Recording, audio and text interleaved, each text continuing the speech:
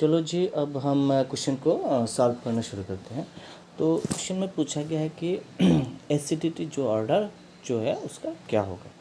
सो पहली बात है कि एसिडिटी और जब हम निकालेंगे तो उसके पहले हमें जानना पड़ेगा कि एक्चुअली एसिड क्या होता है। एक्चुअली एसिड जो होता है, जो H+ आयन जो है ना, वो एक्वस सॉल्यूशन में जितना ज़्यादा जो दे सकता है उसे हम उतना अच्छा एसिड बोल सकते हैं। सो कोई भी कंपाउंड जब H+ आयन देगा तो उसके बाद हमारे पास क्या रह जाएगा, उस कंपाउंड का कार्ब एनायन रह जाएगा। इसका मतलब जब भी हम कोई एसिडिटी के बारे में बात करेंगे तब भी कार्ब एनायन आ जाएगा। सो कौन सा कंपाउंड ज़्यादा एसिडिक होगा हम कैसे जान पाएंगे। जो जितना स्टेबल कार्ब एनायन फॉर्म होगा वही चाहेगा कि H+ आयन को उतनी जल्दी छोड़ सके। तो जब भी वो H+ आयन को छोड़ेगा वो उतना अच्छा एसिड हो जाएगा। तो एसिडिटी का क्रम निकालने के लिए हमें यहाँ पर कार्बो एनायन का स्टेबिलिटी हमें जानना बहुत ज़रूरी होता है। सो कोई भी कार्बन आयन जब आएगा तो उसमें जब इलेक्ट्रॉन चार्ज होता है उसमें, ओके, तो उसमें अगर इलेक्ट्रॉन फिर से उसके ऊपर आ जाता है, जैसे कि ये हमारा कार्बन आयन है, उसके ऊपर अगर इलेक्ट्रॉन आता है तो वो अनस्टेबल हो जाएगा। ओके, जैसे कि एक पैकेट में वाटर है, ओके, उस वाटर ऑलरेडी इसमें वाटर है, ओके, अगर वहाँ से हम वाटर और वाटर डालेंगे वो अनस्टेबल हो जाएगा, लेकिन वहाँ से अगर हम वाटर को यहाँ से निकाल देते तो थोड़ा स्टेबल हो जाएगा। ऐसी बात है, जब यहाँ पर हमारे पास नेगेटिव चार्ज आएगा वहाँ पर अगर कोई और नेगेटिव चार्ज आता है तो अनस्टेबल हो जाएगा। तो उसको स्टेबिलिटी बढ़ाने के लिए हमें क्या करना पड़ता है, उसका जो नेगेटिव चार्ज है उसको हमें घटाना पड़ता है। इसका मतलब उसको कम होना चाहिए। सो कम करने के लिए हमारे पास बहुत सारे फंक्शनल ग्रुप होते हैं और उसका बहुत सारा इफेक्ट भी होता है, जैसे कि इंडक्टिव इफेक्ट और रेजोनेटिंग इफेक्ट। और यहाँ पर जो कंपाउंड है ये इसमें हम रेजोनेटिंग इफेक्ट के ऊपर आंसर आएगा। तो रेजोनेटिंग इफेक्ट जो है वो दो तरह का होता है। एक है प्लस आर जो है इलेक्ट्रॉन देता है, तो अगर इलेक्ट्रॉन देगा तो कार्बन आयन को अनस्टेबल कर देगा, तो हमें वो वाला नहीं चाहिए। और एक है और वो है माइनस आर जो कि इलेक्ट्रॉन को ले लेता है। तो माइनस आर जो है वो हमारे लिए यहाँ पर बेहतर होगा, क्योंकि कार्बन आयन को डिपॉजिट नहीं करने देगा, वो उसको डिस्पर्स कर देगा।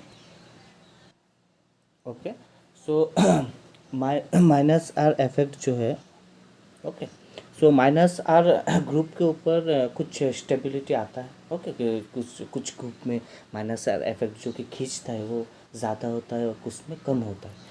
सो हमने यहाँ पर देख सकते हैं कि यहाँ पर जो पहला ग्रुप है नाइट्रो ग्रुप उसमें ज़्यादा होता है, उसके बाद है कीटो ग्रुप, उसके बाद आता है एस्टर।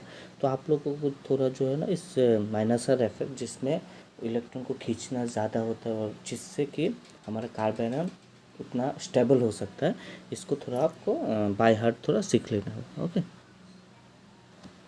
सो मैंने पहले लिख दिया, देखिए एसिडिटी जो है इसका मतलब स्टेबिलिटी। जब भी एसिडिटी आएगा तब भी हम कार्बन आयन के बारे में सोचेंगे। और कार्बन आयन मतलब जिसमें नेगेटिव चार्ज अच्छी तरह से डिस्पर्स होगा वही कार्बन आयन उतना स्टेबल होगा। ओके, सो कंपाउंड 1 के अभी अभी हम सॉल्व करना शुरू करते हैं। कार्बन आयन के ऊपर मैं और एक वीडियो बनाऊंगा, तो उसमें थोड़ा आप देख लीजिएगा। सो कंपाउंड 1, ओके, उसमें हम पहला स्टार्ट करते हैं। देखिए कंपाउंड 1 में यहाँ पर जो है ये वाला है हमारा कीटो ग्रुप, यहाँ पर है कीटो और यहाँ पर है हमारा एस्टर ग्रुप।